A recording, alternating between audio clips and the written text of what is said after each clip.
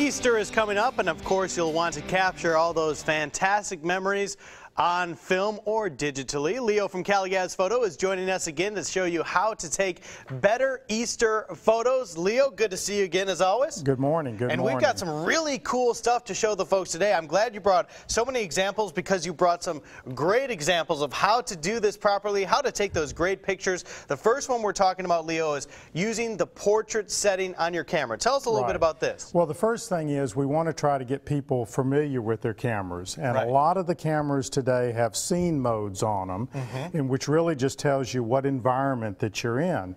So, and they're all depicted by the little head that's on the dial there. Sure. So when you set it to the portrait mode, what that does is it kind of blurs the background. It does some things under the hood so that when you're taking that portrait picture of a child, it accentuates and focuses on the child rather than the background. The subject will stand out. Right, and that kind of brings us to the next picture about trying to fill the frame with meaning.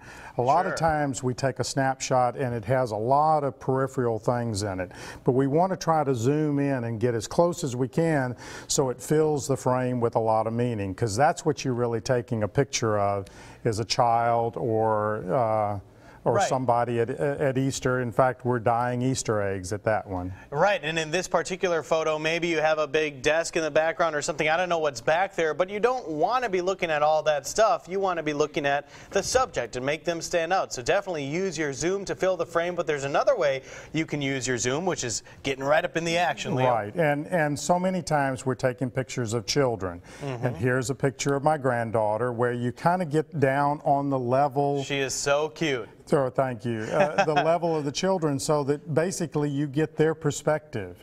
And rather than looking at it from above at 6 feet or so, looking down at the child, get down on their level and see what they're looking at, and it gives a whole different look to the picture. What a great smile, Leo. Well, thank you, thank you. Beautiful baby. All right, so the next one we're talking about is, lighting is always important. And even though, let's say that I understand there's a little chance of rain this Easter, and if you have to take some pictures inside, try to use some natural lighting. This picture here was taken with just lighting coming in through the glass doors, and no flash was used. And natural lighting is always better for flesh tones. Now, you said no flash was used here, but you have an interesting thought on when you could use a flash. Tell us about this next thing. So many people think that, okay, well, if I go outdoors, I'd never turn my flash on. Right. Well, if you notice the picture on the left there has no flash, and you see it's outdoors, and it's so cloudy and there's a lot of shadows on the face of the child. Then the picture on the right, we turned the flash on, and what it does, it kind of fills in all those shadows, and now you have a better natural tone picture of the flesh tones. How many times, people out there, have you taken a picture outside and you look at it and everybody's face is just cast with shadows all over the place? This is a great example, two great examples there with how you should use that flash outdoors. Now, Leo, this is just the tip of the iceberg, because photography really is a learned skill. There is so much to learn, so many ways to improve, take better photos, and you guys are offering some classes that you want to tell us about. Yeah, we have classes all during the year. In fact, we just had a class this past weekend on composition, and then we have one coming up in April on portrait lighting. We have classes over in our Pensacola location every month at the zoo, where they let us behind the scenes early in the morning. That's pretty cool. So we have classes on mastering your camera controls.